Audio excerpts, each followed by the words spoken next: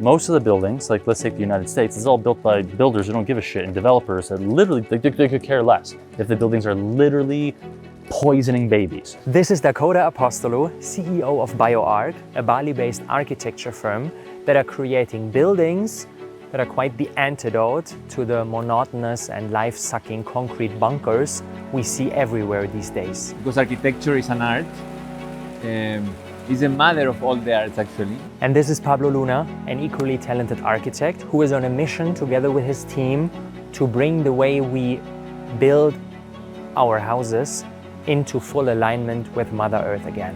Both of them understand that the buildings we inhabit have an enormous influence on the kind of people we will become. Sitting in a shitty conference hall all day, it's not just the depletion of the oxygen, it's also you're literally getting depleted, and that's a core thing to health.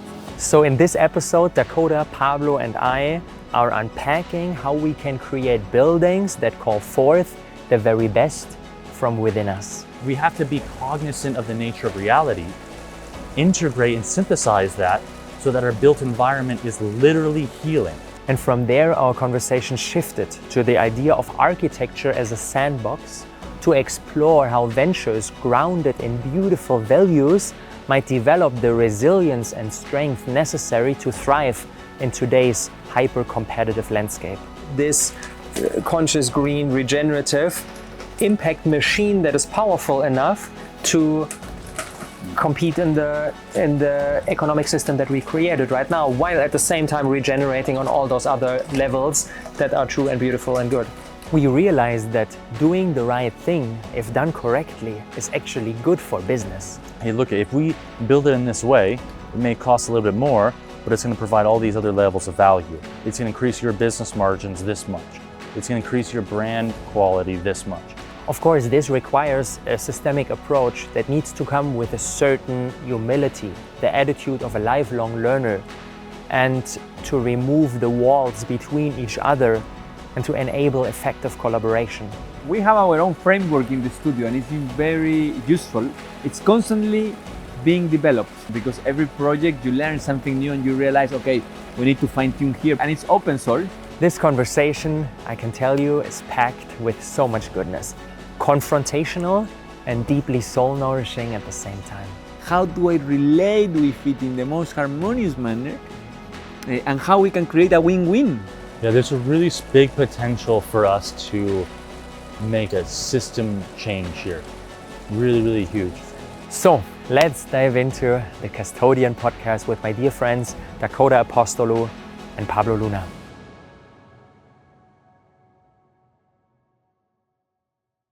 Pablo, Dakotah, welcome to the Custodian podcast.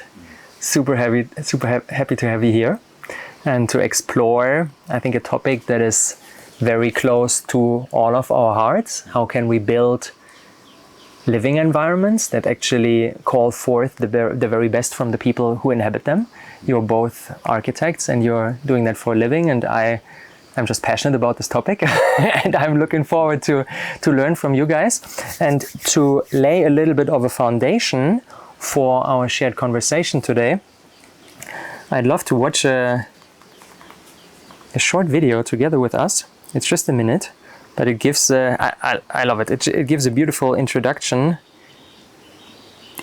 into what for me is the essence of why I'm fascinated by architecture.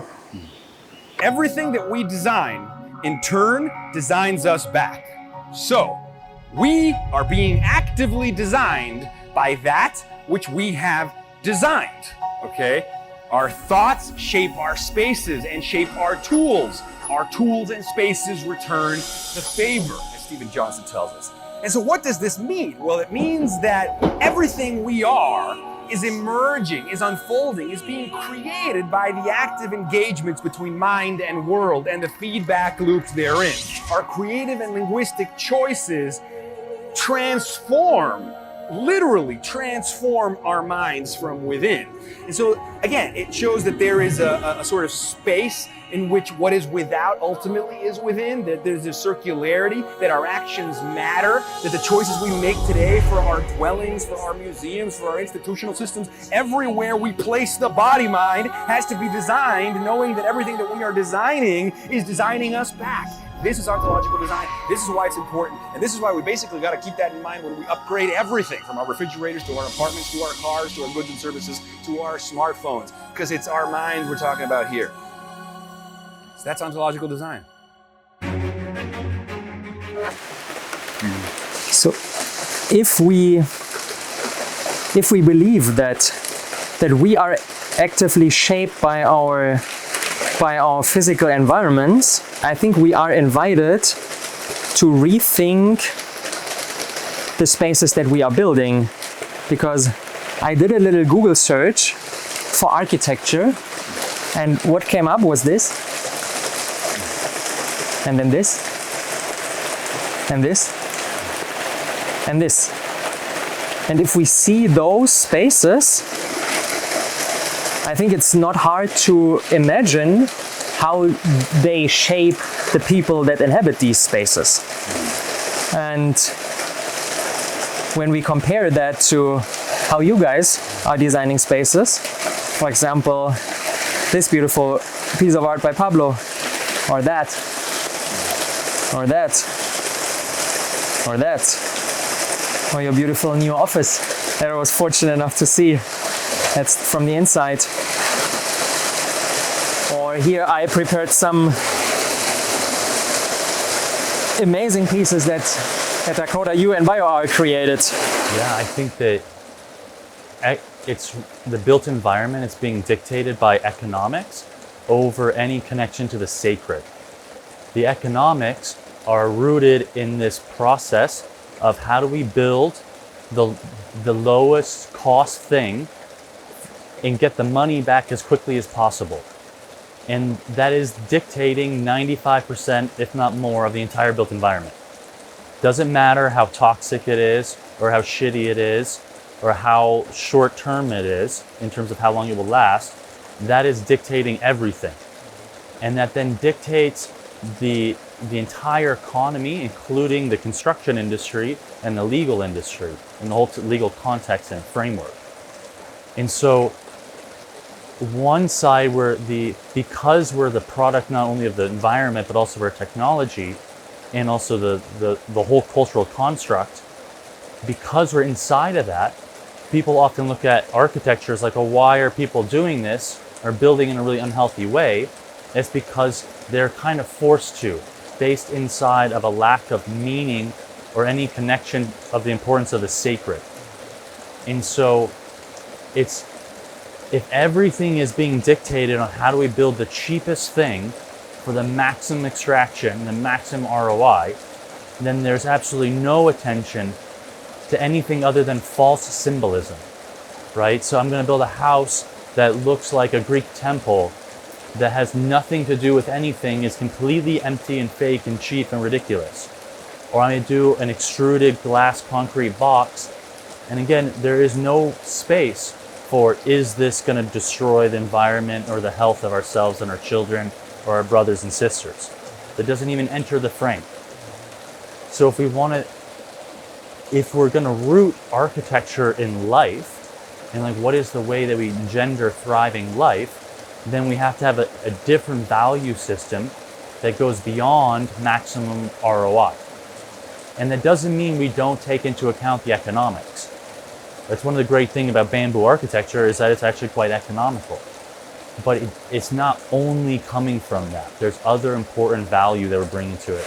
This is true for all the components of the global meta crisis that we are currently witnessing, that they are all connected with each other.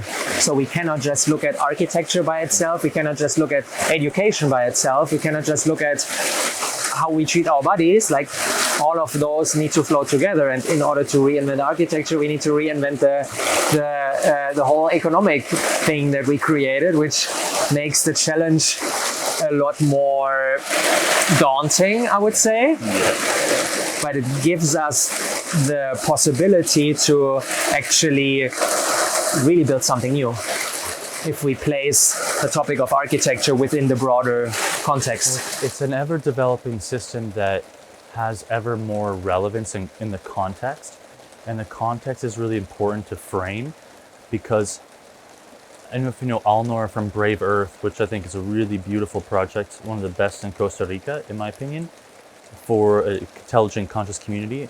One of the things I really like he talks about is we need to be relevant to our context. If we don't understand our context, our work doesn't mean anything. And it's, as an architect, I place a huge value on what does it take to get a building like that built, and it's fucking hard. It takes a huge amount of analysis, a huge amount of soft skills and people skills, and it's inside of a context where, luckily, we're in Bali, where people value building something real beauty. And beauty is also a science. There's a reason, there's actual things like physics that go into why we consider something beauty.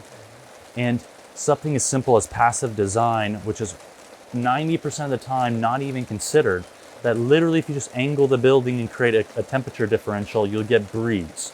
Wow, like one of the most simple things you can do, most people don't give a shit about because they're consumed with the building having a prearranged shape and aesthetic. And that aesthetic is being dictated by your building materials. And the building materials are inside of a crony marketplace where we subsidize certain industry materials over others. And many countries are captured by the vested interest of construction materials. And so we have a code and a building code that says you have to use certain materials because they've been captured by industry. The government isn't regulating what is best for the public good. The public isn't controlling the government, and the government isn't controlling the industry. And so we have this runaway train towards complete self-destruction on the planet. So it's like, yes, doing beautiful buildings have an impact. It's a similar impact of like if you live with a family or in a community, if you leave a dirty dish in the sink, and if everyone does that, you have a shit show. Or if you piss a little bit on the toilet seat and you don't clean it up, if everyone does that, the bathroom's disgusting. So these things that our impact matter and our impact adds up. If a certain amount of the population believes in women's suffrage, also you can have a shift in the populace where we can we can bring forward a more just society. So these projects do mean a lot. And in terms of how do we move architecture towards any type of systemic impact? Because if we spend our lives doing like 100 or 200, maybe like write 1,000 beautiful buildings, will that mean anything? It might not. We might still self-terminate and not have a planet, and all of our children don't have a planet to live on, and they're the last humans. That is an extremely high likelihood.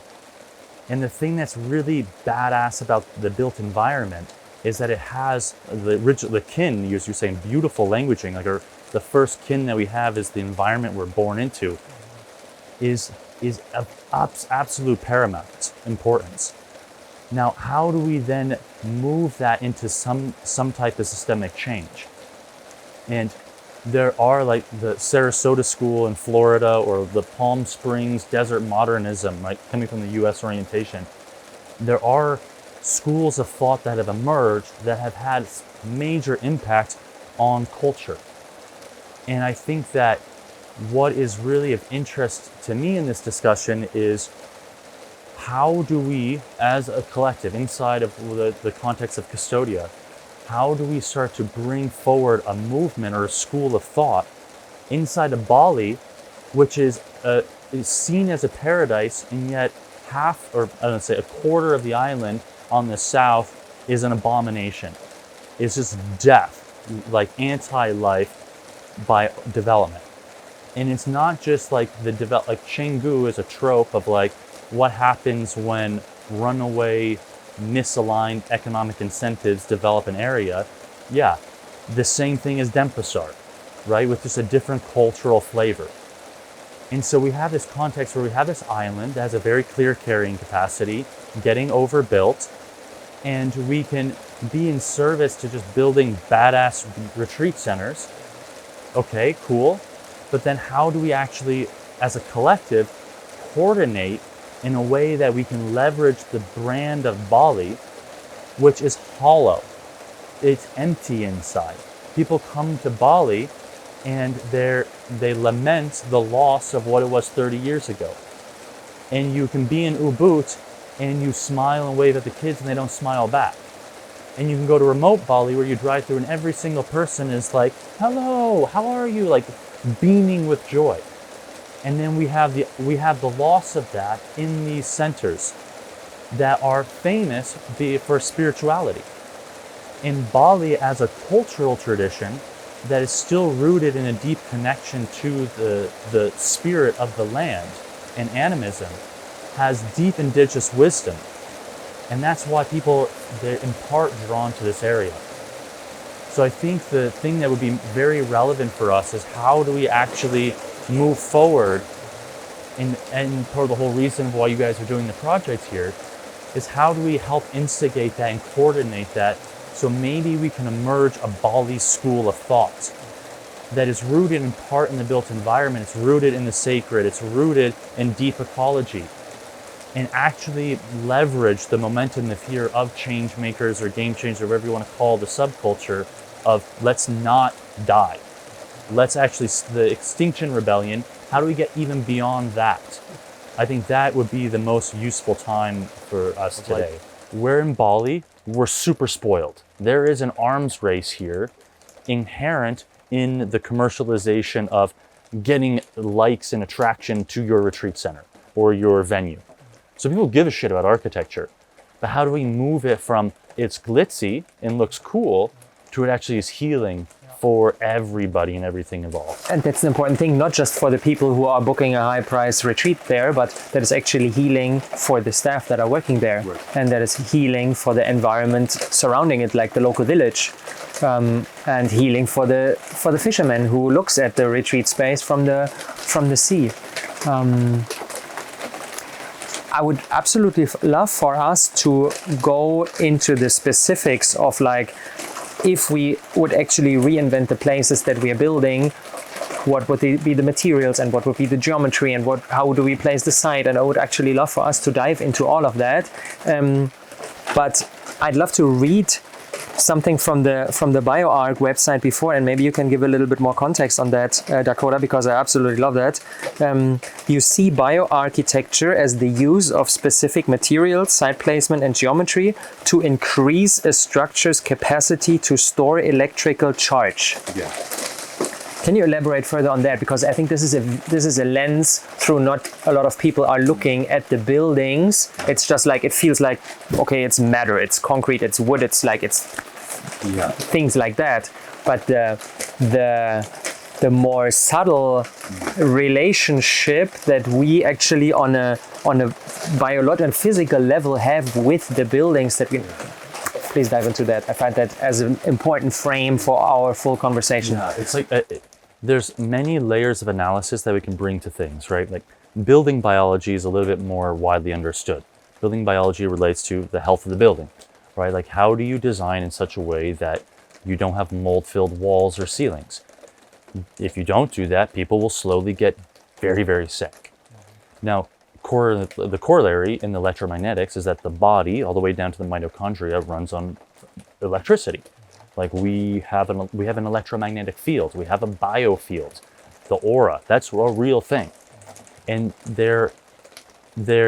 you can look at certain buildings and say like there's sacred geometry, which is a hard thing to codify, but across history, all advanced civilizations have refined their sacred architecture to utilize certain geometries that have life-generating properties. Now, a key thing in this is you have to understand that there's the plasma, the fourth, like a couple things in physics. I'm gonna be overly reductionistic here, but just for the sake of conversation. Einstein showed that energy and matter are equal, right? We know there's a root or a resonant frequency to all matter. The famous example is the opera singer. She hits the resonant frequency of the glass, the crystal glass, and she explodes it. When two waves match, there's a major transference of energy. And because all matter is energy, and all energy can be represented with certain geometries. Those geometries are almost always vortices. So plasma, which is subatomic energy, subatomic charged ions, is 99.9% of the universe. We're a little shoebox in the corner with this thing called atomized or atom-based life. Hyper rare. And yet we base our entire physics on understanding the atom and atomized life, or atomic life, I mean to say. However, that's a very, very narrow view of life potential. And so if you look at, if you take a glass and put two batteries, plus sides together, you start to spin a vortex. Energy tends to self-organize in increasing orders of complexity. And that because the universe is not empty, there's no such thing as empty space. In outer space, it's not empty. It's all ionized gas. And ionized gas is reactive and forms into certain geometries. And those geometries go across many, many things. So the DNA has a very specific geometry. There are growth functions, like geometric patterns that exist that are inherent to life. Buildings can move thermal energy, can move wind, for instance, based on creating a differential, a difference of heat and cold, and hot air rises, and so it pulls in cool air. Right? So you can think of the corollary through electromagnetics.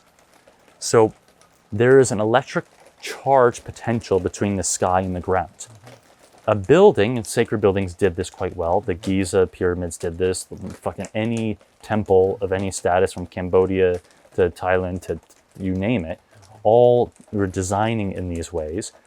It would be overly simplistic, but to use electric charge and use the building as a medium for intelligently designing those charges to enhance the life of the people and the land. And you can do that by inducing plasma fields and ionizing. So when we're in the environment, the natural environment, it's ion rich. And when you're in a concrete jungle, cement actually pulls ions, like a catheter, like an old TV, literally pulls energy out of the human body. It literally depletes your energy. And we are energy beings. And if you're sensitive, you can actually feel that. Yeah, you sit in a shitty conference hall all day. It's not just the depletion of the oxygen. It's not just the toxic off-gassing from the rugs or the carpet. It's also you're literally getting depleted. And that's a core thing to health.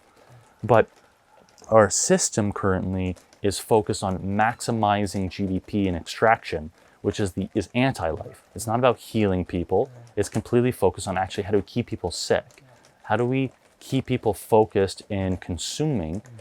And so if we shift that and we make buildings, we can actually use advanced geometry to make forms of buildings that actually have life engendering properties. And so that's a small summary, very overly simplified, but electromagnetics and plasma energy, plasma science, are very, very important fields that should be incorporated into architecture. And we operate in the world from a very Newtonian physics, when quantum mechanics is not new. Everything is literally connected. Our thoughts, our biofield is thought reactive. And this is not woo-woo science. This is like real science. And as we think, the thought waves literally impact everything around us. And our bodies are subtle electric systems. And so we need to take that into account if we want to do really advanced healing environments. 2 days ago, David and I had a movie night here where we are sitting right now, and we watched Interstellar, a movie where people are going into outer space. And what you just mentioned is that, like, astronauts, when they go into outer space, when they are leaving the gravity field of the Earth with this unique frequency, Schumann cascade. what you just mentioned, they bring a device with them that actually mimics the field of the Earth, the Schumann resonance. Yeah. And that's something, I think that's something we can all feel, that there's something specific, something unique to just like sitting on the soil, to just like being under a tree, to really like connecting with Mama Gaia, that is missing in a lot of lives of the majority of these 8 billion people that are inhabiting this planet right now, because of the unique materials that we build the places that we inhabit with. And I think we are invited to increase our own, or I would not even increase, I would say allow our own sensitivity to feel that, because I think most people are able to feel the difference. They just don't allow themselves to give space for that, because it's like, yeah, but I need to earn money, I need to have my job. Like I would actually love to live in a place that feels in full alignment, but it's hard. It's hard to make that happen. So they numb themselves and don't allow the sensitivity of, oh wow, I have the feeling that I'm not in tune with the frequency of Earth because of the living conditions that I chose for myself. Yeah, because we're literally Earthlings. Like we literally evolved as an integral piece of the environment. Like if you leave the electromagnetic field of the Earth, you will slowly die, and it radically affects everything down to your DNA. Like we're like literally Earthlings. And we overlook that completely with this crazy economic system that we have. And it's one of the things that we have to be cognizant of, is that people tend to oversimplify the challenge we're in. And it's like what we were just talking about, like how do we, one of the things I wanted to bring up is like, how do we actually create a coordination where we are empowering other groups and other firms to develop their acumen. And if we build a certain movement and a certain relationality that people connect with, then we can actually engender really quick changes in human behavior. Like the yellow movement in Taiwan, right? For have all these shopkeepers putting a little yellow square that we support independence. And if you didn't have the little yellow mark, very small, then people were actually stop buying from stores that didn't have that. And it affected Chinese companies so dramatically that it actually changed buying power dramatically. So there are ways for us to create movements, go viral, so to speak, with certain breakthroughs in awareness that we're literally fucking Earthlings. And we literally are part of the ecosystem. And so if we start to relate to that, you actually are healthier. But yeah, so anyway, I'm going on maybe a different tangent. But what I want to say first is the respect and admiration for the work BioArc is doing, because I have seen it through the years here in Bali. I've seen Juan and all the team really dive deep into topics that I think are almost talking about the architecture of the future. I have very little knowledge about plasma and how to supercharge a building or the benefits of sacred geometry. But I feel like you guys are tapping into something that, almost like ancient technology. And one more of these layers that we should consider, and it seemed, as you were mentioning, that many ancient civilizations did. And there might be very meaningful reasons for that.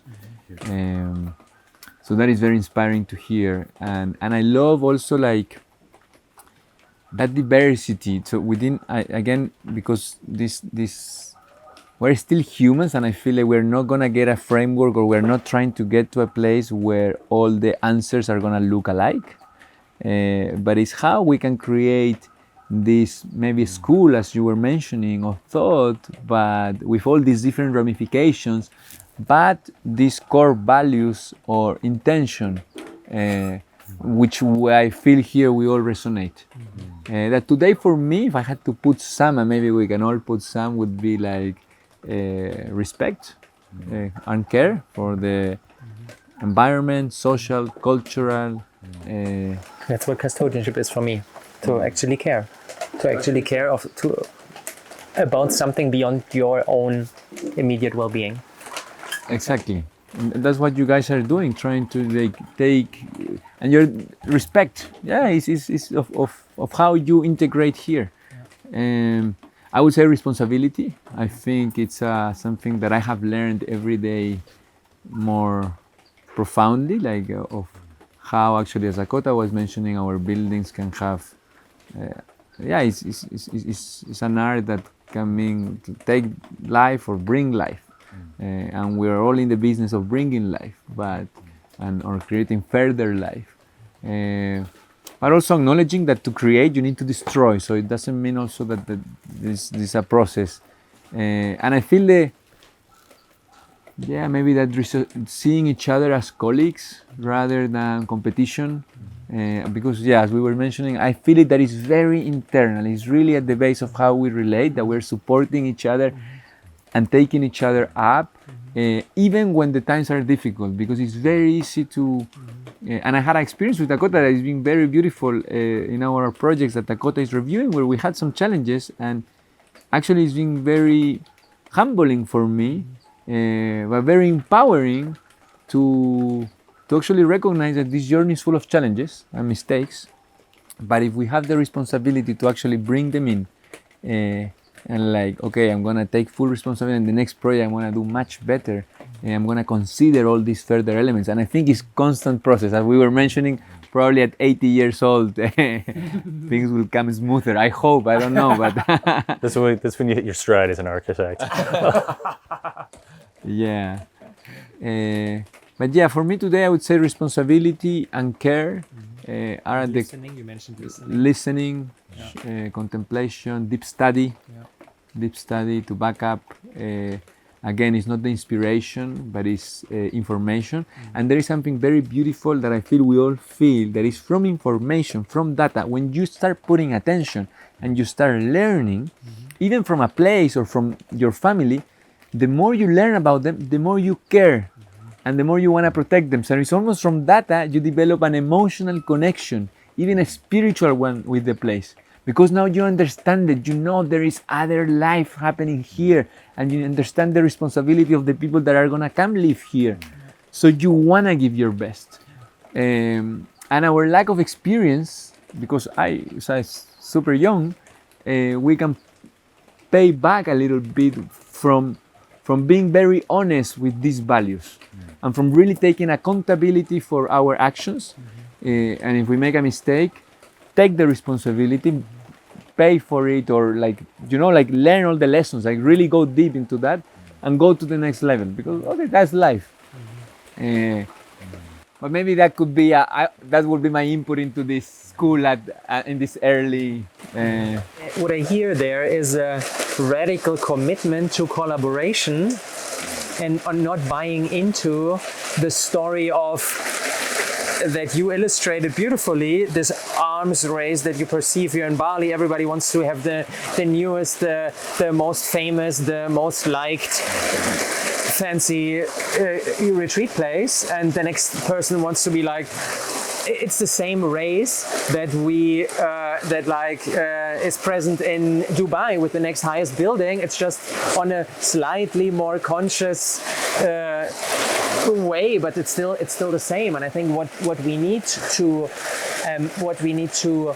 honor is this, coming from this humility and be like, wow, what can I learn from you, and what can I learn from you, and how? Because I have the feeling that all the answers, they are there. It's just about learning how we can collaborate with people who are maybe different than us, and be like, create synergies where 1 + 1 actually equals 3, and not be less than the sum of the components that are put into the system. Can I add two things? One is that, at least for me, resonates a lot, that is not so much about the buildings itself. We're talking here, it's not about architecture, it's about a way of being, a way of relating. That's what it inspired me, because architecture for me is an excuse to talk life, to live life. And the second one that I feel is not so much also about the materials or putting like this is the right way, this is the wrong way, or this is the right material, at least for me, because again, let's look at concrete. That in the context of natural building could look at the bad guys, but literally without concrete we don't exist, or without plastic, these are valuable materials. The thing is that I feel like we lose the balance. It got overused. But it has a value and in different places it's different materials and different responses. But again, I think like this deep study allows you to use in balance all these innovations, all this technology, and actually tell the story of how you got to that result. And I can walk a young person and tell him, look, this is how I thought, or any human, and then he can actually pinpoint, wow, but maybe you should have remember this for the next time, and this is a win. This is something that we learn, because architecture never ends. It's actually when architecture begins, when the people are starting inhabiting the buildings. So again, it's more about life for me, and it's more about this how we want to relate to everything with me. If we realize that it's about fostering collaboration, fostering community, how do we think about the buildings? How do the buildings that we create actually enable more collaboration, more community, instead of what is traditionally happening? Like, there's a pretty thick wall that is between me and my neighbor, and I probably cannot even hear them, even if I would be screaming inside my own apartment. Like, how do we think about buildings that actually enable us coming closer instead of moving further apart? There's this Lao Tse quote that the reality is not in the roof and the walls, but in the space within to be lived. And it's what you're saying is like the way of being is what we're after. And that's an exalted frame of reference to the world. That's being in resonance with everythingness, which then just results in peace. It results in a deeper relationality. And so I think architects sometimes can get preoccupied by the form of the thing. And if architecture is used as a resource, as a methodology to bring communitas forward, and in the process engender deep support systems and collaboration and coordination, awesome. And I think the thing that's a gift is that inside of the context of the environmental collapse and of geopolitics and of pandemics, and you name it, there is more opportunity than ever before to leapfrog. Because a lot of people are realizing that they're kind of up shit's creek when it comes to their lifestyle. And they recognize that it's a trope now that you live in a cookie cutter box. But there isn't an alternative path that people can tap into. There are some that escape and come, like the whole Bali community of change makers. It's very small, but a great place to start. And so bringing people around the problem and inviting people into a story and that's one of the things that's missing is the story of why is my life meaningful? What is the purpose? And continuing life is a pretty awesome story. Having more impact than any other human has ever had before, as a small group of people, pretty awesome story. And I think if we can invite people into a story that, holy shit, together, we actually can build massive things, not just physically, but as like a community that's in love with our reverence of the nature, in love of supporting each other. And I think that's the thing that's very exciting, to galvanize that energy. When I edited the last podcast, I needed some B-roll footage. And into Artlist, the tool where I get the video footage, I typed in the term Anthropocene, the age that we're living in, the age of the humans. And when I typed in the term Anthropocene, like all the footage that I got was animals dying, forests being clear-cut, polluted rivers, piles of trash. And in this moment, I felt a profound sadness of this is actually our collective work. Like, the age of the humans is not an age where the whole biosphere is thriving, but actually the age of the humans is an age that is characterized visually by these images that I got in this search engine. And for me, the story of how can we become a species that actually cares about others and in return gets what we are truly craving as well. Because if we look at the 8 billion inhabitants of this, 8 billion human inhabitants of this planet, we are not really thriving either. Although we are optimizing for our own short-term self-interest, like collectively we are not thriving. So for me, and that's the story for me about custodianship. Like, how can we become the species that cares for something beyond ourselves and in return, as a byproduct, thrives. We need a story. We need to step into a collective story that actually has real meaning for people. And people want to contribute. The worst thing is to feel hopelessness. And you feel hope when you can contribute and you can add your little piece into the equation. And I think it all comes down, a big piece of it comes down to coordination. And architecture is an accelerant to coordinate. It can be an accelerant to coordination, I believe. Because when you take it, as you're saying, as a way of beingness, like you're generating your work through an inquiry of how do I be, that results with a different poetic, that results with a different depth of research and analysis. You know, that all of those things are very, very tangible. And like we can say, and I think it's quite obvious that, hey guys, you'll make more money doing the things that are good for the environment. That's not rocket science. Like, yeah, we can externalize the cost of industrial corn that's decimating Indonesia or all the planet. And it's pretty obvious that those economics are whack. But we can also externalize it we can acknowledge the externalization of people's depression. And so I think that's the piece that I love about projects like you're doing, is that you're creating that container, and we'll continue to up-level the architecture, that people feel held. You know, there is this idea that I love, that is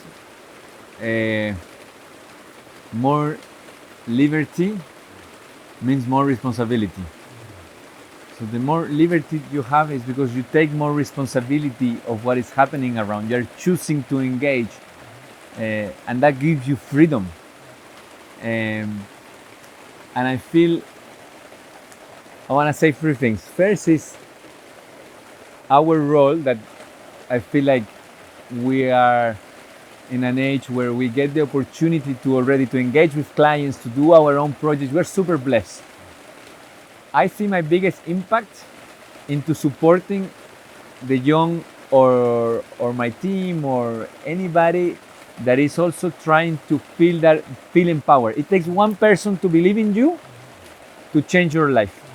So first, I think like from that very human experience, I had clients that changed my life. They believed in my capacity with very little experience, and that has brought me into this journey. And I feel like that's a very tangible action that we can do in our daily life so that we can spread this impact. Because many people come out with a lot of fear from university, and we just need the opportunity. But then we start taking responsibility and care for what is happening. And that brings me to the conversation of comfort. I feel architecture and life in general is striving towards more comfort and more. I have projects where they ask me to have all the light switch here, but also there, and because maybe they want to go in the bathroom and turn the whole thing down, and they don't want to walk 1 meter and turn the switch up. Yeah. Little things, but it's like more of a bird example of of what is happening in this very comfortable experience. But to go deep, to create places like this, it's a bit uncomfortable. To actually recycle, take care of your waste, anything that takes further time and deeper conversations, and actually, so there is something there that I don't have an answer. I'm just putting it in the table, where I see that we're very guided towards this more comfortable experience and living, where we almost don't want to move, and we want to have and everything is meant to do that. All the technology, in 1 second I can get everything I want, and I'm constantly bombarded by dopamine and all these effects. But I feel actually when you start getting real and you start empowering yourself, it gets you to this place that there is challenge, there is friction, but you can live it with grace.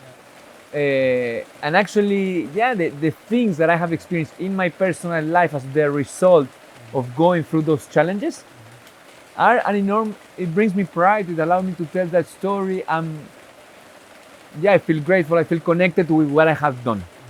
But I think there is of course a level of comfort, but I think again we overdid it, you know what I mean? Like, just putting out there, I feel there is something there where we're losing we want everything so fast. We want to get, and we're always thinking in our needs. And it's uncomfortable to stop looking for the other, and you know what I mean? What I hear there is a distinction between, or like, one of the ingredients that I would add to the list that already emerged of the items that we would definitely are invited to cultivate is the ability to look beyond your own current scope and actually try to think about what are the effects of my actions in 10 years and 20 years and 30 years. Have this like long-term thinking that is for the whole picture that you painted, how architecture is actually immersed in a broader playing field containing the economics, containing the education, containing all of these other dimensions. Like, there is no obvious answer, there's no obvious quick fix, there's no obvious light switch that we can turn right now, and then the whole thing is like rebuilt. It actually takes a very broad perspective, and it takes a long-term thinking of like, how do we really want to reimagine this planet and our whole journey on it. And that requires effort, and that probably is not in alignment with the path of least resistance, with the path of comfort, because it is quite literally like mentally challenging to map all these different systems out and try to come up with a response that works on that playing field, where the immediate response is, I have no fucking clue what to do. You know, I think this is where tradition has been so useful, because it tends to codify methods, and methodology is really valuable. Like, there's a critique of Frank Lloyd Wright that his work wasn't as influential. I mean, he's one of the most important acclaimed architects, but many people consider that his work could have been so much more important to affecting architecture as a whole had he been more open source with his design method. He had a very specific design method.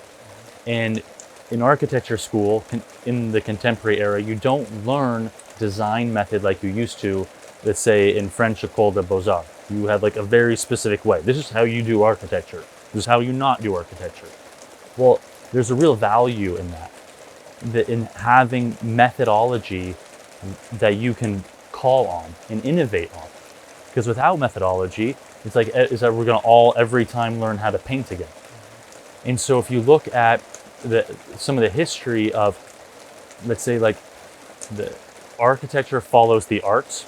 It's the slowest shifting art because it's the most resource heavy. So if you look at the transformation in art in the contemporary era of pre-World War II, a fine painter could paint with with technique and make photorealism.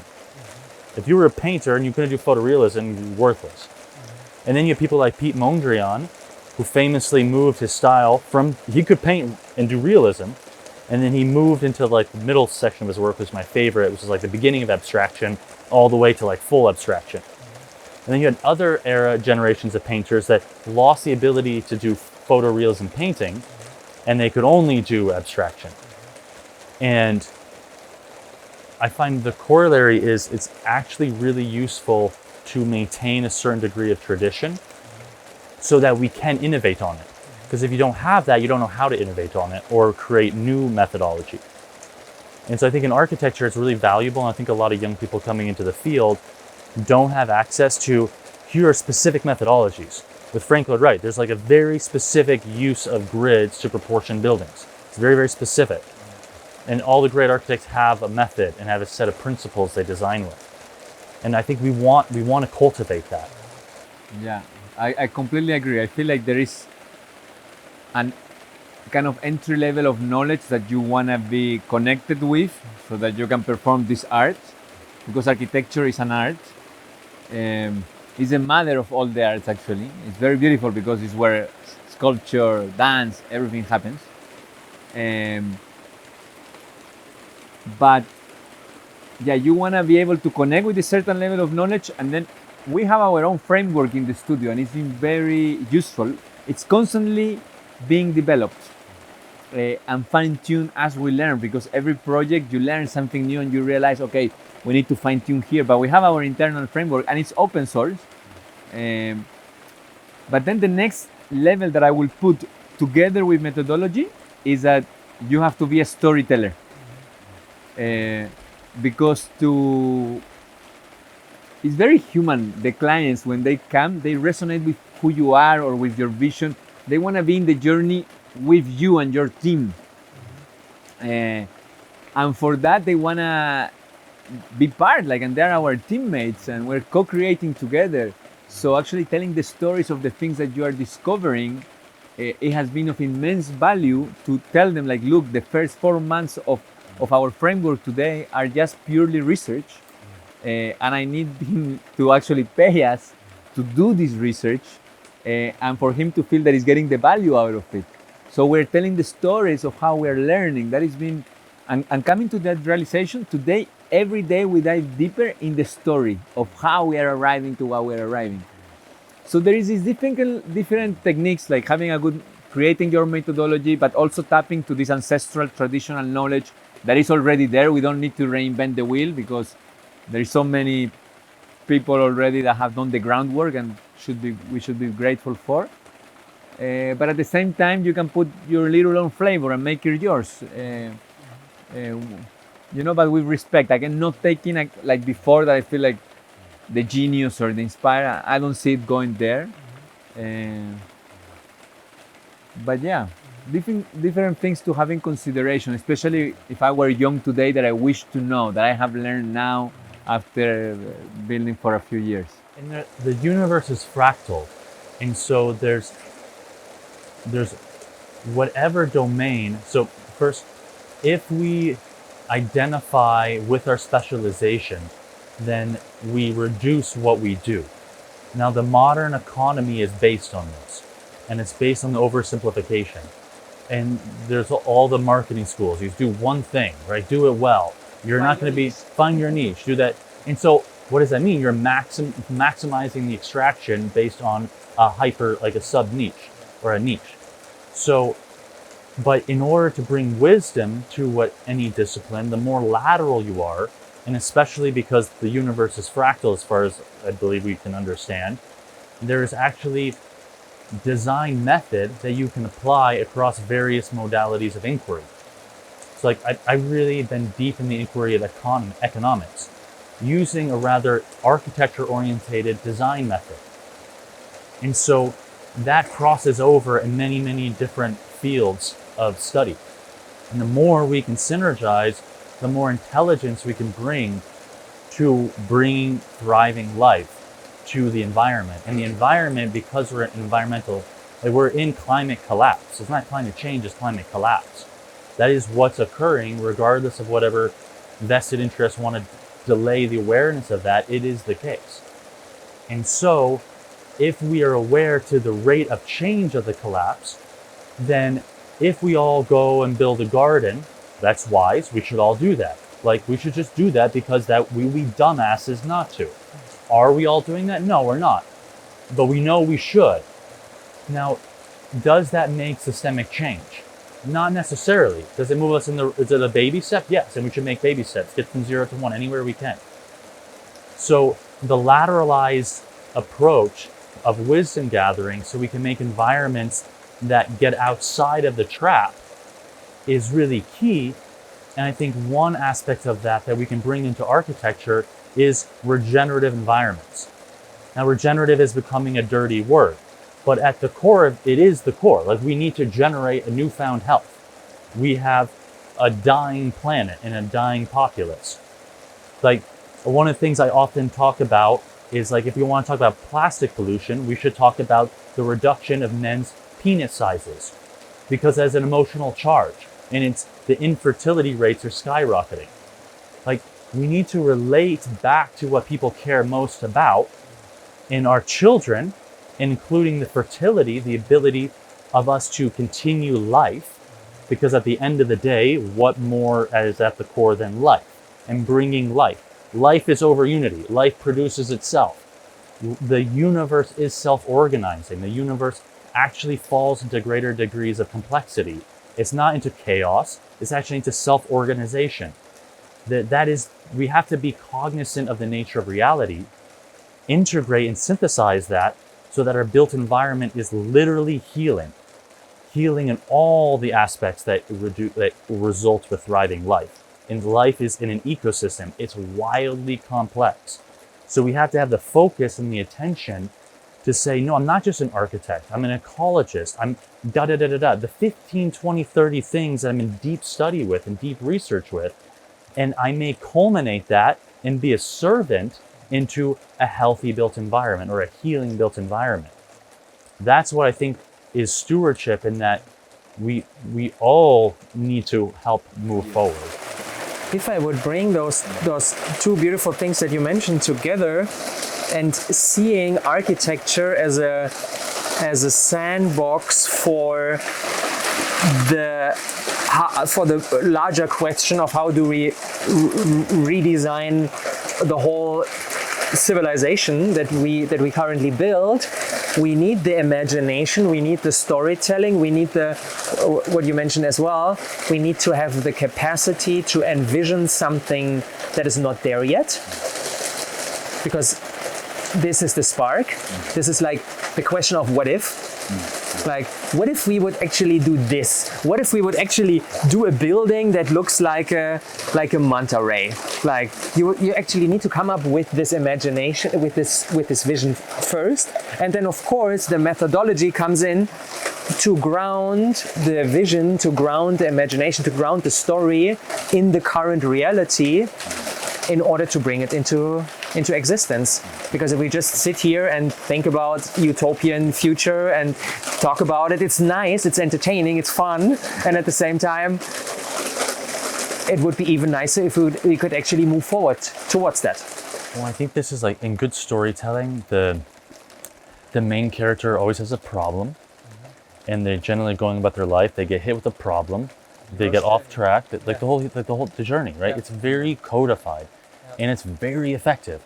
And so we can use that when we invite the clients into the project, or invite a community of people into enhanced coordination, into an abductive what if we could change this entire bioregion? What if that made a lot more money? What if that, and so on. Yeah, I think and architects have, I think, an important role in this, because they're literally trained to think laterally into a vision and to actually do that work, which is really, really important ground level. Yeah. Let's touch quickly on because what we realized multiple times today is how the economic component is a strong driver of architecture, of the places we are building. And I think if we remember the interconnectedness of having a beautiful vision and at the same time bringing it into reality. We cannot just say, okay, let's just reinvent the economic system today. I just made a rough draft and I call a couple of people and then we have it done. How can we reinvent architecture within the current system while knowing that we need to move in the current system in order to slowly, because you said architecture is the slowest of the arts. Probably the economic system is a lot slower because there's so many more resources tied to that. Like, how can we? I'm super curious. If you're talking to clients, like, I think the work that you are doing, for example, taking 4 months just to research and asking the client to pay upfront without getting any building, without even talking about a building that they get. Like, how can we move forwards in the direction of creating different houses, different dwellings, different places for us to inhabit, given the economic constraints that are currently present? How do you think about that? No, okay, I go. Thank you. I feel, well, economy is, I believe, the base. You need to have it. It's the base of any project. Like, either you have the money to build or not.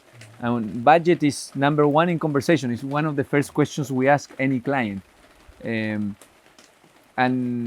I feel that building, how do I can back up, for example, this new framework in which we are working, is by very consciously understanding the value of the research that I'm doing.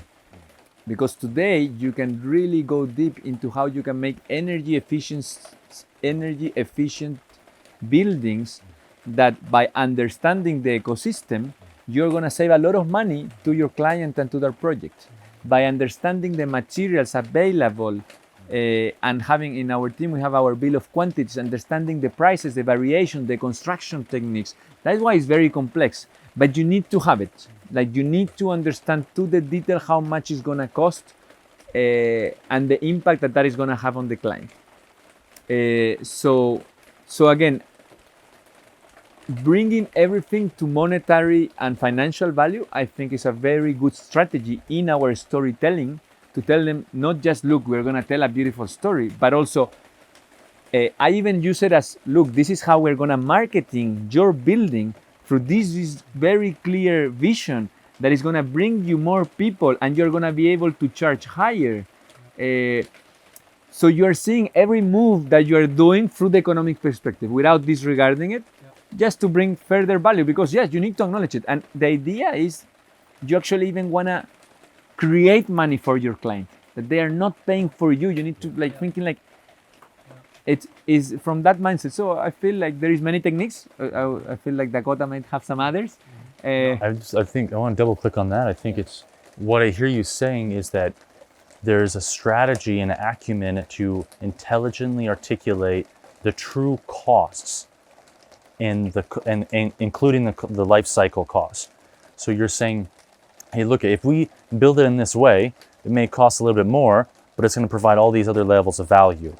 If we actually do a proper due diligence on this building and actually understand its context, it's going to increase your business margins this much. It's going to increase your brand quality this much. And it saves you in the long run, because now we build it properly, you have less maintenance, less... Hugely. Yeah. And then it's just like, well, it's pretty obvious because we're actually just accounting for the things that are not normally accounted for.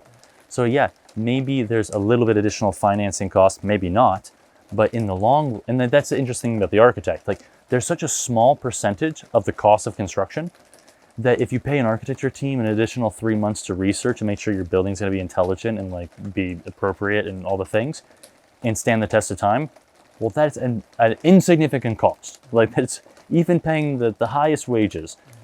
And so comparatively to the cost of construction, because we're talking about lots of materials we're moving.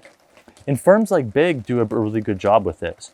And there's more and more firms that have innovated that. And I think the more we can be really clear with that. And I think that's one of the ways that if more and more architects have an incentive to share best practices, and one of the ironies in architecture is that in the built environment, architects are responsible for very few buildings. Most of the buildings, like let's take the United States, it's all built by builders who don't give a shit, and developers that literally, they could care less if the buildings are literally poisoning babies. They just not even, like, don't care. And so it's like architects have a value to come together and say, hey, look at this, how we're convincing our clients of like, hey, because we're actually going to do proper research and really understand this is how we're going to actually make you a ton more value in money. Yeah, good on agreement. What I hear there is, and I have the feeling that for the huge global transition that we are all envisioning, it will probably not enough to just drive down the path of like the values and try to make people aware, hey, let's care about nature, let's do, and so on, community. But there's a beautiful talk that I watched recently of a guy who's doing impact investing, and he said the values will always come after the economic viability. So if like probably BMW wouldn't, just because they care for the planet, just rethink how they are building their cars. We couldn't let them do that. Yeah, but because somebody like Tesla is coming along and is setting the trend for electric mobility, everybody is like, wow, they will probably get a lot of market capitalization, and we need to innovate as well. And then afterwards, people are probably thinking like, oh wow, like the thing that is working on an economic level. Oh, actually, that makes sense. Oh, actually, it feels like, thank you, Pablo. It feels really like different sleeping in this building that we created compared to the building that I inhabited before. But making the beautiful, making the true, making the good be able to work in the current world, I think is so important for the transition. Because otherwise it will just get, yeah. You can't. A friend once said, "If you're ahead of your time, you're irrelevant. You gotta be ahead of your time. You're not in your time." And the thing is, like, we have this insane economic system that's based on murdering the planet and ourselves, and so we have to relate to the economics. And so I think that's a good foot in, and it's pretty obvious that, hey, if you do the ethical and morally correct thing, it actually also makes money. Like, poisoning the environment in a way that, what is it saying? You're socializing the costs and privatizing the gains, right? You get all the money and you have no risk, and everyone else is suffering. So you have subsidized, like, so on my drive here today, every single river I passed was cloudy, full of death poisons, right? Because Indonesia is helping to subsidize spraying of the rice fields that all drain into the rivers. And it's being subsidized. And every country is being subsidized because there's been state capture. And so we have to start with the economics, because that's the water wherein we swim, and show that, yeah, actually, it makes a hell of a lot more sense. And we can actually structure our water up in the Bay Area. There's many companies doing water structuring. We're doing it as well. They're just really far along in industrial ag, and they're showing 50% farm yield increase with structuring water. There's just fucking structuring water, that's it. And so no pesticides, no death chemicals needed, none of that, no subsidies. But then how do we actually implement, like in the US where there's like everywhere, a lot of state capture, how do you ever get beyond that? Well, 150 years of lost technology hasn't been able to bring to market because the vested interests have captured the state. So then inside of that context, right, that's the reality we have to relate to, otherwise we're being naive. And so inside of that context, like, yes, architecture firms, we can get better at communicating the externalized values, that we can articulate the economic values of us accounting for the real impact of the building and actually capitalize on them by being a service to the world. And that's actually good for your business, especially if your business has anything to do with wellness or retreat centers or yada yada. So, but we can't be naive and ignore the reality that we have a captured system, because just nothing goes forward. And then we'll just be another group of good do-gooders that didn't do anything. So it's like inside of that, okay, so we're in Indonesia. There is a different level of development that allows for certain things to move forward. For instance, bamboo architecture in the United States, no fucking way. Why? Because the built environment has been captured by the interests of construction companies. And the whole country is ran by the insurance companies. And so you bring in a new building material that is radically hard to get to market. It's possible, and some people are slowly making headway, but it's basically no progress, even though it's the most intelligent building material after hemp in that area. So what do we do then? Well, what is that saying? The small pockets of sanity can have, what is that saying you shared the other day? There's maybe... the small islands of coherence in a sea of chaos have the capacity to shift the entire system to higher order. So that right there, I think, is the languaging that we need to hold center. And then it's just like, then it looks at, okay, how do we coordinate? We have 3 different entities here that we're representing. How do we 3 coordinate extremely well and up-level each other, and then build more gravity as a collective and accelerate each other's work, not in order to build more shit. Like, the thing that's interesting is as energy gets more efficient, we use more of it. Yeah. If we make buildings cheaper, we will build more buildings.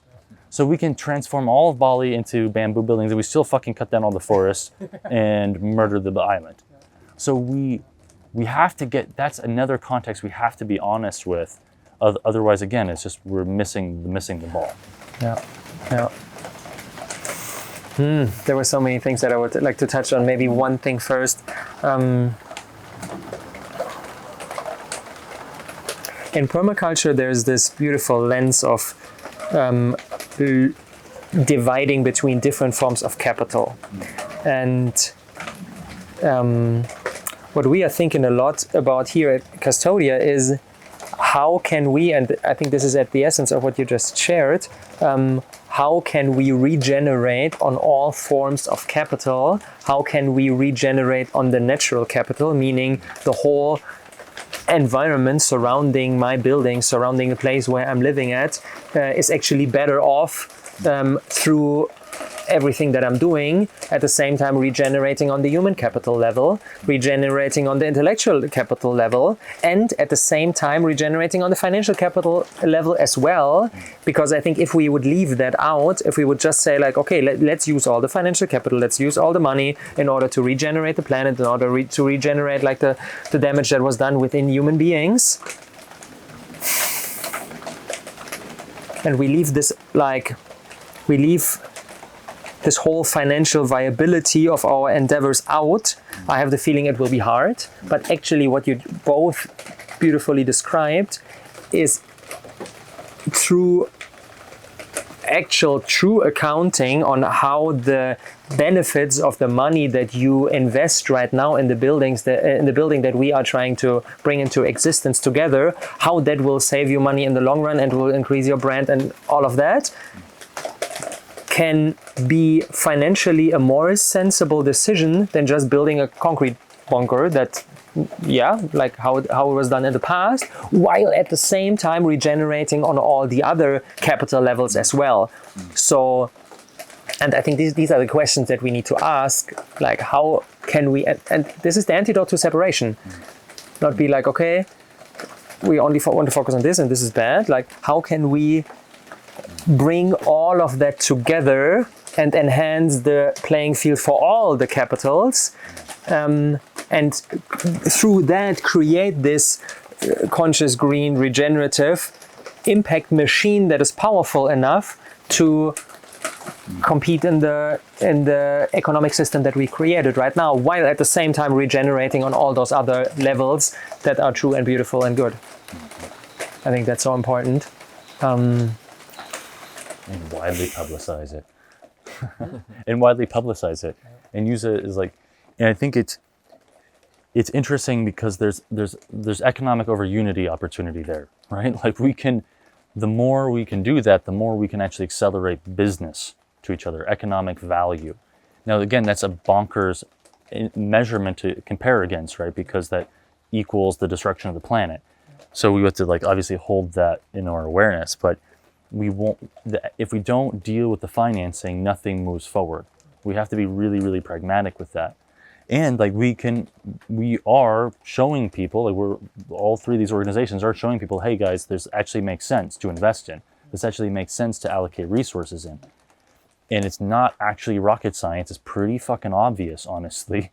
Like this is the right and moralistic thing to do. So then how do we tell a story as a squad to start off with of like, hey, yo, like we're actually supporting each other and we care because we're in this magical place called Bali that has a really important indigenous culture that we want to be of servants to and support as well. And we also are bringing in something new and we're also innovating. And so if we can find that balance where we're honoring tradition, we're being relevant to the tradition, and we're innovating from a way of beingness with a heart-centered, intelligent financialization model,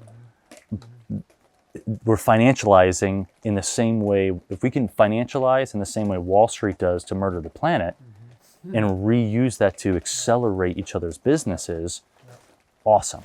And this begins with, I think Pablo is very good at that, to get the word out and to actually share what you are doing and why you are doing that. I have the feeling, looking from the outside, and this is how I got connected through your work, through your Instagram account and all the, I think, 180,000 followers that are already present there for like an architecture firm in Bali, which is insane. But I think most of the people are not like that are following you are not like, wow, I'm looking for an architect, but actually I take something, I get inspiration from the beauty of those buildings and from the level of care and from the attention to detail that these guys put into what they are doing, and that's why I'm following them. And I think sharing that and making it visible and making it like transporting it to somebody maybe on the other side of the planet and impacting their behavior through the way you are thinking about architecture. I think this is, for me, is a crucial ingredient. Yeah. Two things to say about that I resonate with is, one is about the little wins. Like for me, for example, taking on a new project that there is already a client or certain developers, and if they choose me or they choose us, I feel like the project is still gonna happen with us or without us. And I like to take the responsibility. And some of our projects, a little win is just going from, they wanted 50 villas going to 35, 30, reducing, but bringing higher value into those designs. This is in the context, of course, of Bali and retreat centers and a little bit the work that we do. And the second one, I would say, is, yes, that we celebrate those little wins with everybody, like for our Instagram or our social media. And that maybe is what has allowed us to get this engagement. But at the same time, and this is maybe a topic that I feel that I'm not clear, but for me, when I see the world, and even when I see, I don't know, put Wall Street, put places that are highly developed, like I don't see them as the bad guys. You know what I mean? And I don't see that we have the solution, or I tend to believe that the world is, if it happened, it had to happen for some reason, and I have to take from one place on another. I'm also supporting that. Yeah. And that is also supporting everything that we have. Yes, we're part of that. Yeah, we're part of that. Yeah, so it's like very easy to create, and I feel like what has allowed us to reach a wider audience has been that we're not positioning ourselves as we're the best or we know everything, because we don't, and we're just celebrating and sharing the knowledge that we have earned through that journey, and being always very open to criticism. In my studio, we sit also like here in circle. They can tell me even how I lead if they feel like it's always reciprocity. There is no hierarchy here. It's not, because it can happen very easy that we try to put ourselves a little bit higher than even unconsciously. But it's how we can connect with that, because there is value there also. Like there is, they do create a lot of jobs, a lot of people find their meaning there, they create a lot of wealth. Do I resonate with that? Some part yes, some part mostly not, because I feel like the drivers or the intentions are not super clearly defined, or maybe, you know, we got in the wave. But I do want to connect with those hearts and also understand the wisdom that they are carrying, like maybe the financial wisdom that sometimes I like, and I'm trying to dive deeper. Yeah, and that has been actually, when you ask the question, that has been, I felt, what has allowed us to reach more people and to start conversations and this ping-pong of ideas, and I feel excited about it, of what can happen from there. I don't have like a concrete solution to stopping that, because I feel like it's also a big, we're architects and we're in Bali. It's like I think is our impact. I want it to be wide, and I want to touch as many hearts as possible, but at the same time not. You know, I want to remain centered, because also the expansion. I don't know. I'm conflicted there. It's the same. It's the tradition, honoring that, and at the same time, it's the innovation. It's like pulling from both sides. It's about developing and growing and increasing your reach, and at the same time, staying grounded in that. And but as Dakotah was saying, it's also not about being naive. You know, like, and it's also about acknowledging what are the facts of what is happening. But I think it's okay. This is happening, but I'm not interpreting it as from a place of, no, I have the correct, if this happened, it had to happen for some reason. Now, okay, how do I relate with it in the most harmonious manner? And how we can create a win-win there. And that's super interesting and I think it happens all the time, because our relationship, a lot of our clients are actually big corporations, or big, maybe not corporations, but organizations that are actually having a wider impact than even our own studios. So, and they have the capital to deploy, and the capital to build beautiful things that can inspire people. And I think it's a fine line right now on the planet, because we, as far as I can tell, we're on the precipice of extinction, like real possibility, right? Now, it's also such that evolution is really slow until pressure is really high, and then there's spikes in evolution. And so we're getting this, kind of chosen this opportunity, this round, to really get to experience this and be in this transition, this part of this transition phase. And so it's like one of my core life principles is everything is working out better than you could ever possibly imagine. And I think it's actually I really do believe that it's the case. And it doesn't mean that sometimes people relate to the gravity of the meta crisis. One is just overwhelming, I just check out, it's too hard for me to think about, or it's too scary, and fear reduces the neural net and the network, and it'll actually just shut down. And so it takes a lot of bravery to acknowledge from a place of wisdom that it's all beautiful and it's in perfection. And we also have a calling, there's a call for us as human beings, as men, as creators, to be of expanded impact. And there's also something I really hear and want to acknowledge in what you're sharing. It's what I hear is the kind of the reminiscence, reminds me, of the art of mastery, which is you love the process. Every day, you just work on the process. And over time, you happen to get better, but the art of mastery comes from that humility. And there's great wisdom in that. And so I just really want to acknowledge that. And to add to that, something I felt through the years is very interesting that, you know, I started 10 years ago, like with nothing, and I've been in periods where we're literally on the street, and now my studio has grown. But I don't know, maybe in a few years that studio does not exist, and life is like this. But for example, I built my first building for myself, our studio that actually Robert came. And it was a super incredible experience to actually, wow, like this journey, I have something that is mine, that is my space, like my team is there, we're vibrant there. But it has come to me that the more is somehow that puts you now having these things and the say the money, the power can put you in a position of very easily you can jump into superiority from both ends of how people treat you and how you relate to other people.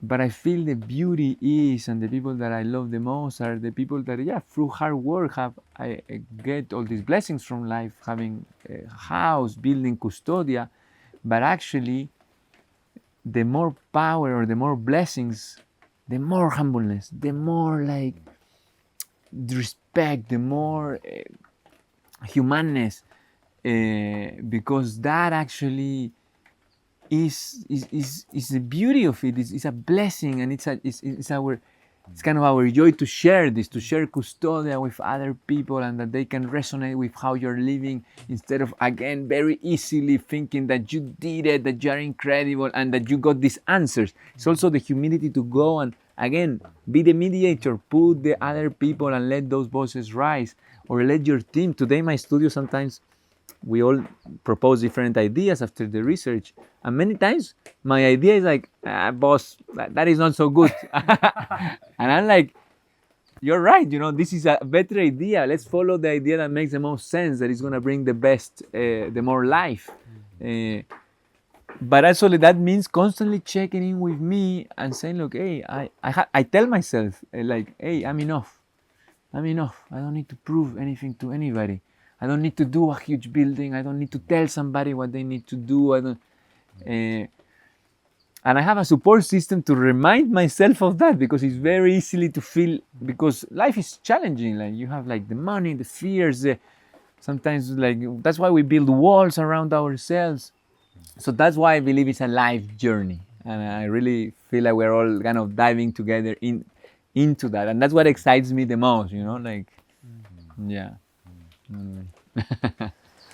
I want to honor you guys from this humility and from this place of care and of service, being out there, being in the arena of the global situation that we're currently at, and taking that not as an excuse to avoid and to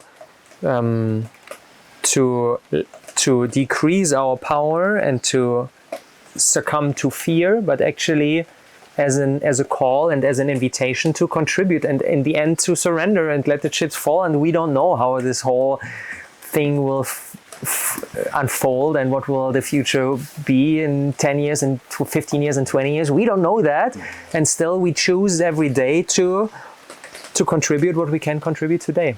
And before we close, there's one thing that I'm very, very curious, like understanding your individual journey that you are on, and your deep desire, and that was very obvious today, your deep desire to contribute to a beautiful future, not just for us, but for all living beings on this planet. How do you envision your home, tying back to architecture, how do you envision your ideal home that actually enables you to play at your individual highest level in order to contribute as powerful as possible to this shift that is unfolding? Like, what are your individual visions for, this is my sanctuary that supports me in playing as big as possible, but staying rooted in my heart, in humility, in care and service? Are there any visuals or any feelings, or how do you see that? Anything that comes up? Probably. Yeah. For me, it's a house that is not too far from my family and my friends.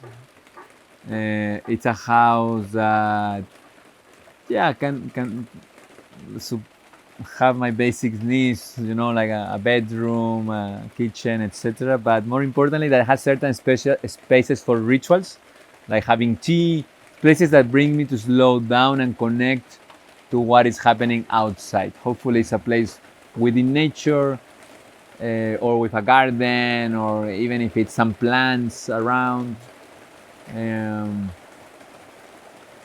Yeah, but I see it very simple, very, very simple. Yeah. No fancy shapes. No, no, no. I feel like very minimal. Like every day I understand is the more minimal, the better. I think if I do a fancy shape, it's because it's in response to the sun that I want to bring in or a breeze that I want to highlight. Yeah, that's how I see it today.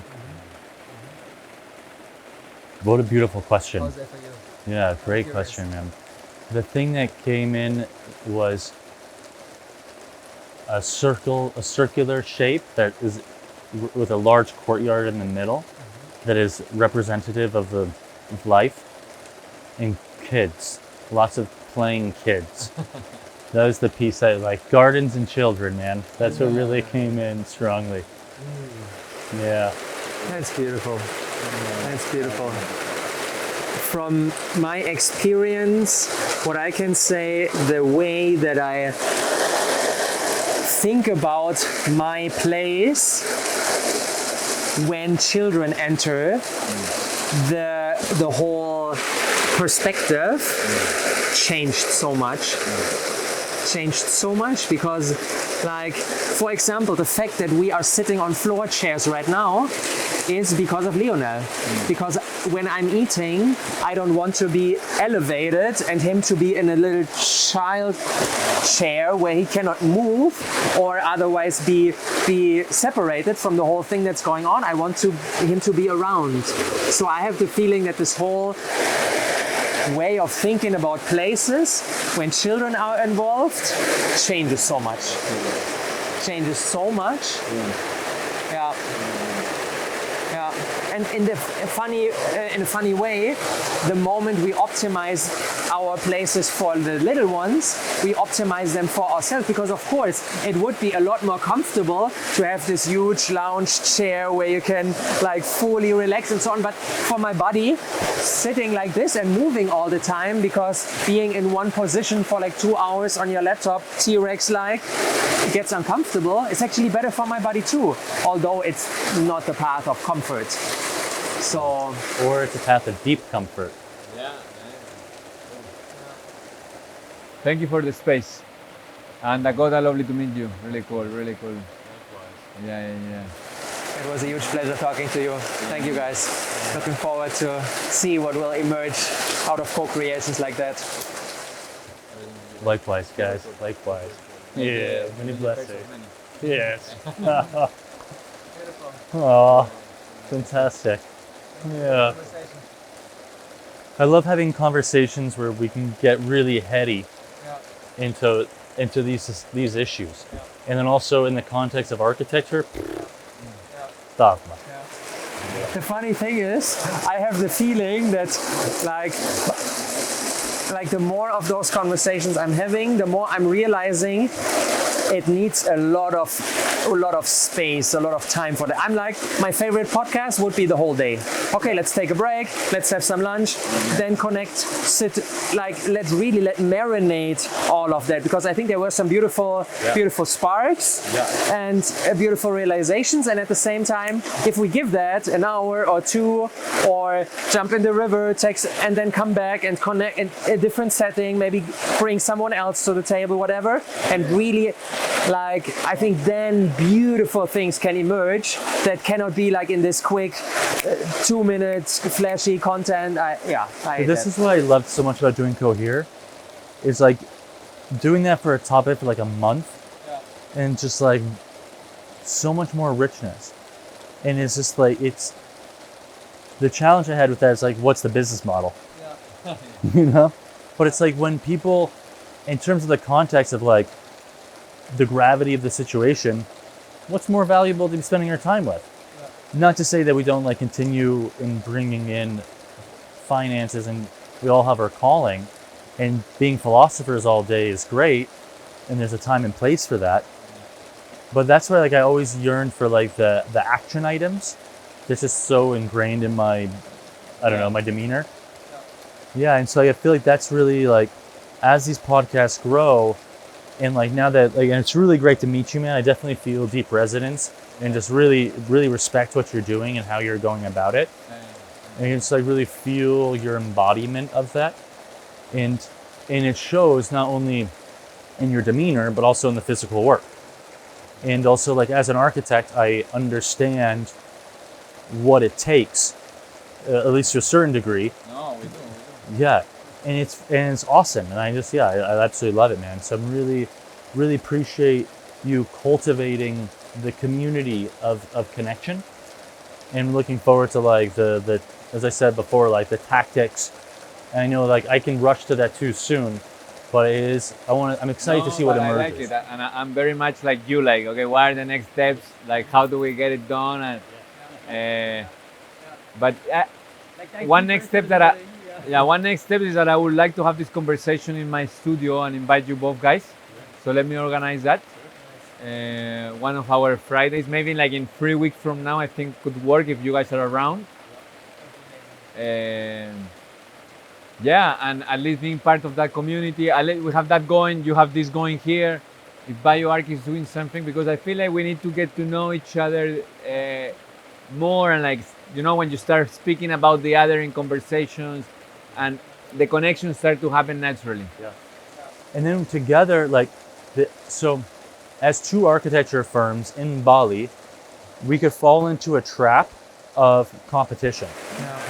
And I think that's happening already. After talking with some, like I find that so beautiful how the two of you are, but I talk to others and I have the feeling of like everybody's doing their own thing and tries to have the most famous building, whatever, but that's actually not serving anybody. Well, no, and it's completely irrelevant.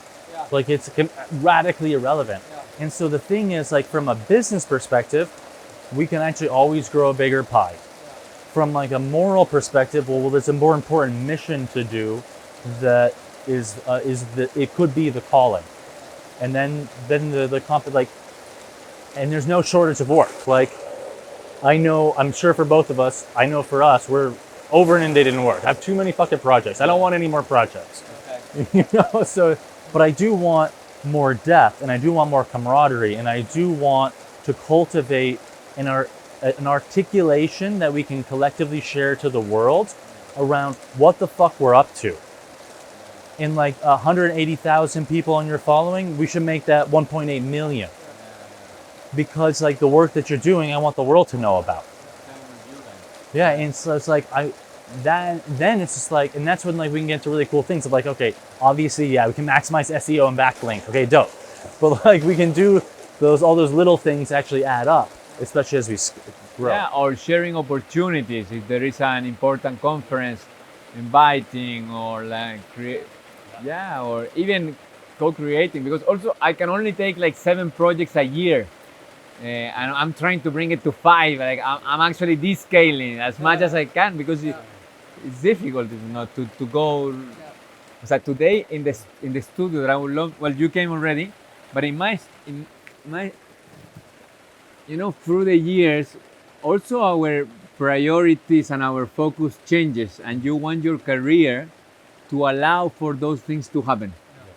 And that has been very nice, that architecture is such a broad, it's very, the end result is a building, but it's such a broad spectrum of how you can connect with people through architecture. Like now I open an education company and we launch our master classes and we're sharing what we know. And now my dream is to create a community. Now we have the community events, because I'm more towards sharing. That's where I feel the passion. And in my studio, there is 4 people building their own studios. And I'm not taking anything from, I'm getting them clients to the 4 of them. Because I can only I want less projects, and I want them, they are different beings, so they're gonna have their own flavor, but we are sharing a vision like the one we're sharing here, because we are also talking. And that makes me so proud. If today I could say what I'm the most proud of, is that in my studio there is 4 people building their company, and I have helped them with the marketing, with the finances, with getting them the clients, and just because, not because I got them they did it. They have to do the work, you know. It's like it takes one person to believe in you, for you to be, and I had those people in my life. And when you can do that for whoever being, for your kids or your friends, or Puta, it's so rewarding. And today I understand that's what I want for that is what makes me feel proud of my life. The buildings, yes, it's an ongoing process, but it's more like the human relationship. We're humans. So it's fun that these practices allow also like education, being a teacher. That is also something that, I don't know, for me resonates, or creating these exercises where you can explore new ways of thinking. And so yeah, super cool environment in which we are. And living in Bali, we're so blessed. That's the thing. Like, even though I do see that it's becoming more hectic every day, and like traffic, you still have spots like this that you can go in 30 minutes, 1 hour, and like, yeah. And there is special people here in Bali. I always see it as the New York of the East. Like the people that are coming are like, bro, your story is incredible. Your story, like, and all the community that we have, it's really inspiring. Yeah, there's a really big potential for us to make a system change here. Really, really huge. And like, I think that being a generator, like having your architecture firm be a generator for more architecture firms is what is a critical piece of creating a school of thought. Because to go beyond architecture, Yeah. it's like, not school of architecture, but actually school of shared value system Yes. that manifests in architecture, that manifests in other areas as well. And that's where that's when if we coordinate well, then we start to build alternative economies, right? Because, okay, we've got a couple badass architecture firms, we scale that to 30 architecture firms, and we get more of the island built at least with sustainable materials. And ideally with like really, really high-tech bioenergetic integrations. Awesome, so we get that going. Now, we just scaled, and if all of those firms have the technique on how to explain to people why the fuck, from an economics perspective, for their own base needs, they should be building in a morally and ethically correct way. Awesome. Now, all of those businesses that those 20 firms are supporting have there's a lot of people directly connected. And now we can start yellow movement, like the yellow tag movement, pretty easily. And now that's when we can start to incubate those new now we can provide go-to market share for all sorts of new businesses that are regenerative. In building the first phase here at Custodia, there were so many small decisions we need to make. Yeah. And one of them was we need to get umbrellas. And I was like, I don't want to buy umbrellas because I have the feeling that all umbrellas suck. And then this yellow tag thing was, I just checked with ChatGPT what umbrella companies are there that are certified B Corps. Yeah. As it turned out, it's just one. And I bought the umbrellas for like $100 per umbrella because I have the feeling that they will last for 20 years. Yep. And in the end, it makes economically sense compared to going on Dakotah and buy one for $5. There are already some energies moving in that direction, but I think, of course, it needs to be expanded on. Yeah. But like I see that in myself. Like I only want to buy from companies who are doing their work in an ethical way. Yeah. I hate not doing that. Yeah. That's why I got the Fairphone, and I ditched my iPhone, even though it was a like, I love the iPhone and it's a beautiful customer experience, and like everything is nice, and still I don't want to support the company, and so I got a different one. And I want to do that in every. What is it? Fairphone? It's Fairphone. It's from a Dutch company. It's modular. You can open it. You can replace the camera by yourself. And I want to do that in every area of my life. And every time I'm not able to do that because there is no alternative, I hate it. I hate buying something that I don't believe in. Well, and that's when because I need it. And if we have a big enough community, we can provide market share. And then internally, we can jumpstart whatever company. We can all put in $100 and help someone get going. Yeah. And if we can guarantee they have the go-to market share and they're vetted and competent, well, then the business is probably going to be successful, because the hardest part is the first 5 years. Yeah. I would love to continue, but I need to transfer the data because he needs to leave soon. Of course. Guys, thank you so much. Thank you, man. So good. Thank you. Yeah. Looking forward to the next one. My guys. Yes. What a beautiful conversation with Dakotah and Pablo that provoked many different avenues of exploration that want to come next with the two of them and with other great minds and big hearts that we're going to invite into the Custodian podcast in the upcoming weeks. So make sure to subscribe to our YouTube channel and our Spotify podcast to be notified about the upcoming episodes. And if you want to dive deeper into the Custodian Collective and walk this journey of embodying the custodians that Mama Earth calls us to be, together with us and with all our amazing guests, follow the Custodian Collective on Instagram. Many beautiful things will come there in the future. And if you want to continue your exploration into this whole narrative of what it means to be a custodian and the unique moment in time that we are living in right now, then I can highly recommend you to dive into my book, Gaia's Custodians, The Emergence of a Novel Kind of Human, that I wrote in 2023 and 2024. It's living fully in the gift. You can just download it, dive in the ebook or into the audiobook and sense for yourself what you'd like to contribute. It was a huge pleasure to write this piece. The link is in the show notes as well. With that being said, thank you for our shared time today. Looking forward to connect with you again in our next episode. See you then. Sending love from Bali.